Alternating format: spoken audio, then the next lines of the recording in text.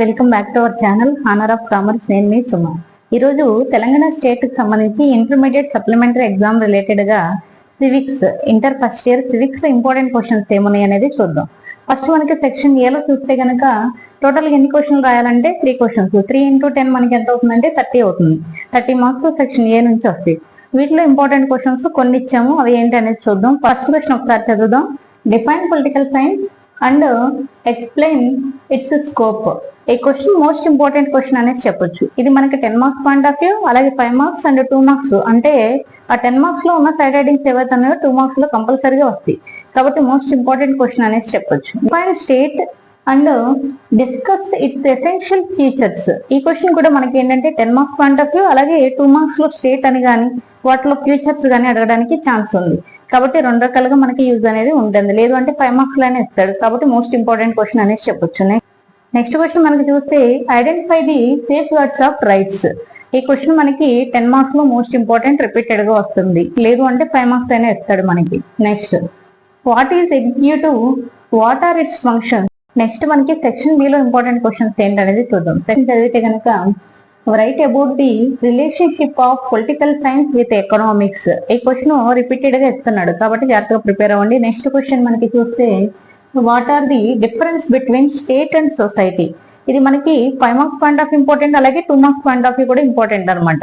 2 marks అడిగితే state అని అడగొచ్చు, లేదా సొసైటీ అని అడగొచ్చు. అలా అడగడానికి ఛాన్స్ ఉంది. నెక్స్ట్ క్వశ్చన్ మనకి చూస్తే what are the difference between state and government. మనకి స్టేట్ అండ్ సొసైటీ కానీ స్టేట్ అండ్ గవర్నమెంట్ నుంచి కానీ కన్ఫర్మ్ గా ఒక క్వశ్చన్ రావడానికి ఛాన్స్ అనేది ఉంది. నెక్స్ట్ క్వశ్చన్ మనకి చూస్తే what are the difference between nation and nationality. ఈ క్వశ్చన్ కూడా అడుగుతున్నాడు. ఒకవేళ మనకి ఏంటంటే ఇది 2 మార్క్స్ లో నేషన్ అని అడగడానికి ఛాన్స్ ఉంది. అంటే 5 మార్క్స్ పాయింట్ ఆఫ్ ఇంపార్టెంట్, అలాగే 2 మార్క్స్ పాయింట్ ఆఫ్ కూడా important. What are the difference between written and unwritten constitution. Constitution related గా కూడా మనకి 5 marks and 2 marks point of important. 2 marks లో మనకి ఏంటంటే రైట్ అబౌట్ కాన్స్టిట్యూషన్ అనేసి అనొచ్చు అనమాట. కాబట్టి అది అక్కడ 2 మార్క్స్ లో ప్రిపేర్ అవ్వండి. ఇక్కడ మనకి ఏంటంటే రిటన్ అన్రిటన్ కాన్స్టిట్యూషన్ అంటే ఏంటనేది రాయాలి. నెక్స్ట్ క్వశ్చన్ మనకి చూస్తే ఏంటంటే describe any 3 types of justice అని చెప్తాం. ఒకవేళ జస్టిస్ అని ఇవ్వకపోతే ఎలా అడుగుతారంటే ఎనీ 3 types ఆఫ్ లిబర్టీ అని కానీ ఎనీ 3 types ఆఫ్ ఈక్వాలిటీ అని కానీ అడగడానికి ఛాన్స్ ఉంది. అంటే ఈ 3 పాయింట్లు మనకి ఇంపార్టెంట్ అనేసి చెప్పొచ్చు అనమాట. మూడిట్లో ఏదో ఒకటి కన్ఫర్మ్ గా రావడానికి ఛాన్స్ అనేది ఉంది. అది కాన్సెప్ట్ ఆఫ్ సత్యాగ్రహ. ఈ క్వశ్చన్ కూడా రిపీటెడ్ గా వస్తున్న క్వశ్చన్ అనేసి చెప్పొచ్చు. Next question what is the role of public opinion democracy. ఈ క్వశ్చన్ కూడా important. Next how a citizen loss citizenship అనేసి చెప్తున్నాం. Next discuss judicial review. ఇది కూడా రిపీటెడ్ గా వస్తున్న క్వశ్చన్. ఇలా ఓవరాల్ గా మనం 10 క్వశ్చన్స్ అనేవి తీసుకున్నాం. నెక్స్ట్ మనం సెక్షన్ సి లో ఉన్న ఇంపార్టెంట్ క్వశ్చన్స్ ఏంటనేది చూద్దాం. సెక్షన్ సి లో ఎన్ని రాయాలంటే 15 క్వశ్చన్స్ కి ఆన్సర్ అనేది రాయాలి. కాబట్టి 15 into 2 30 మార్క్స్ అనేవి వస్తాయి.